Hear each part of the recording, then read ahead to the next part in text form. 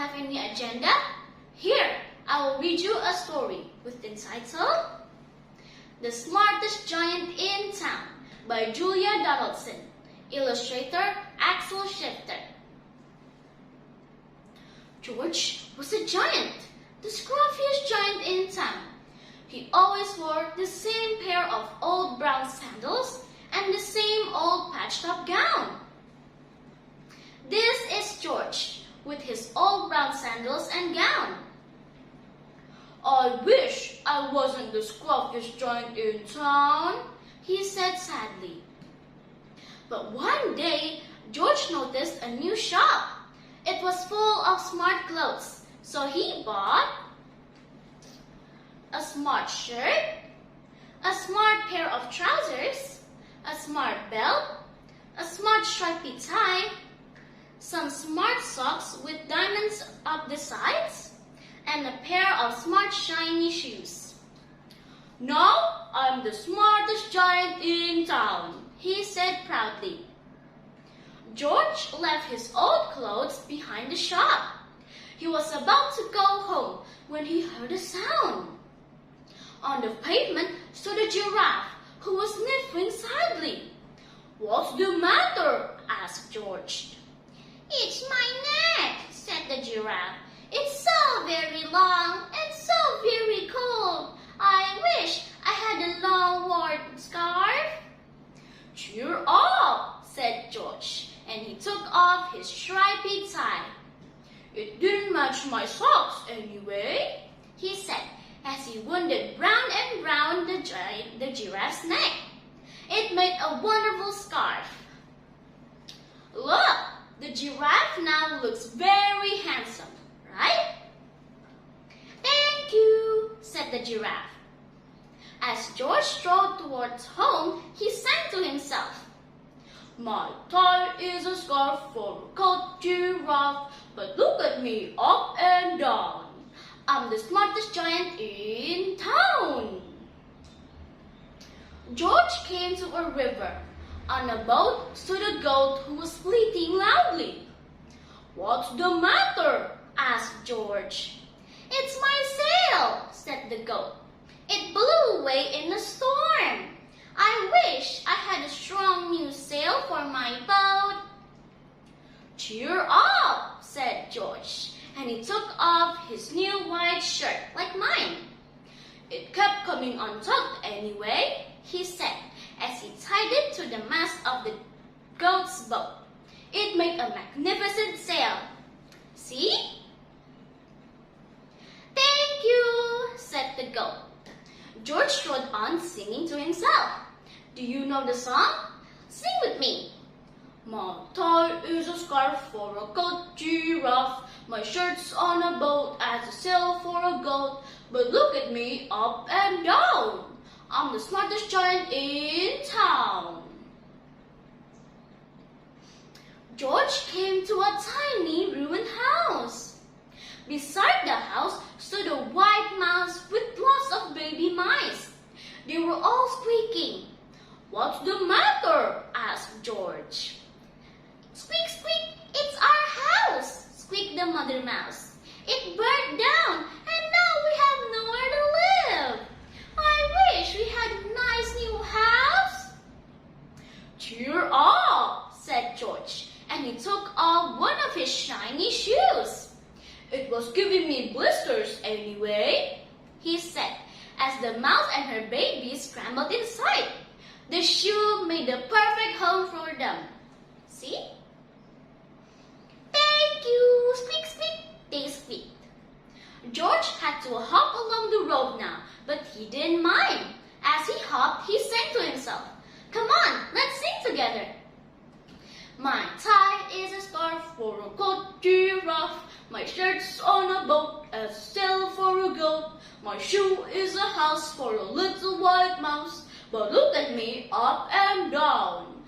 I'm the smartest giant in town." George came to a campsite. Beside a tent stood a fox who was crying. "What's the matter?" asked George. "It's my sleeping bag," said the fox. "I dropped it in a puddle. I wish I had a warm, dry sleeping bag.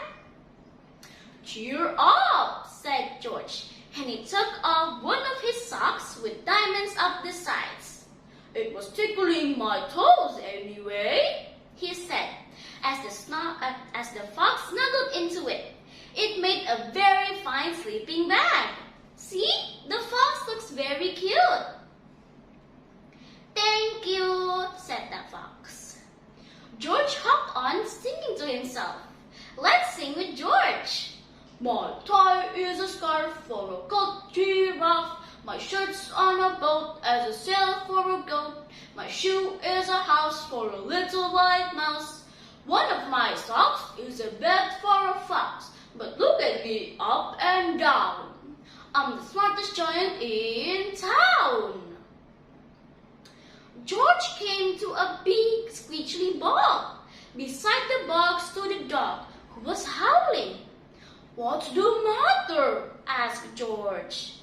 It's this bog, said the dog. I need to get across, but I keep getting stuck in the mud.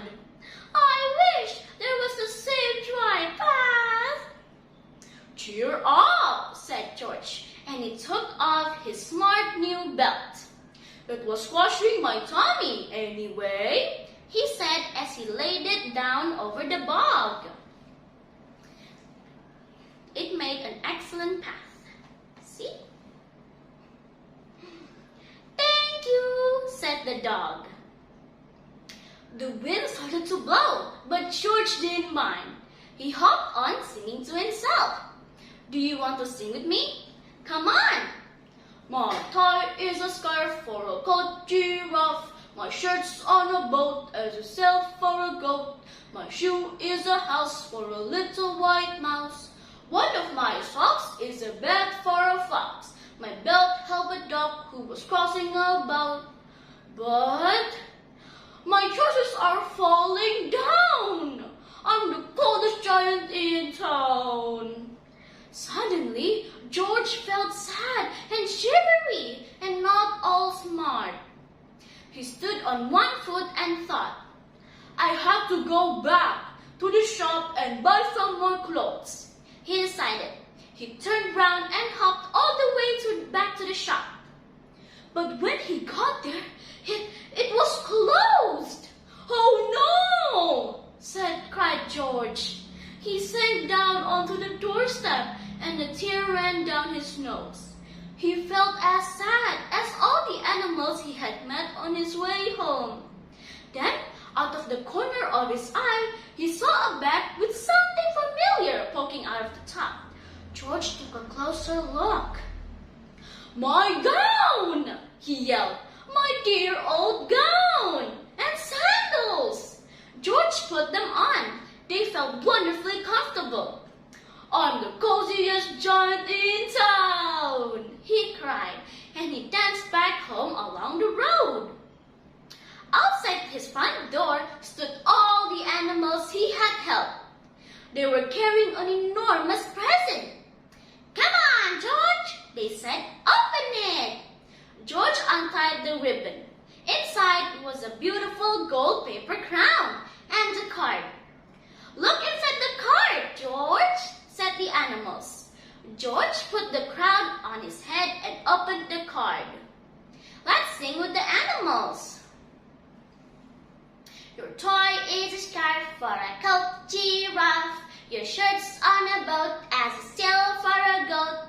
Your shoe is a house for a little white mouse.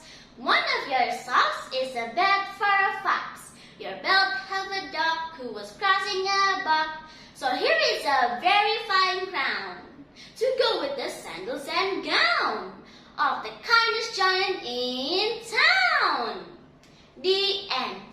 Thank you, everyone. I hope we can learn something from my story. I am Naja Aurora. Bye-bye.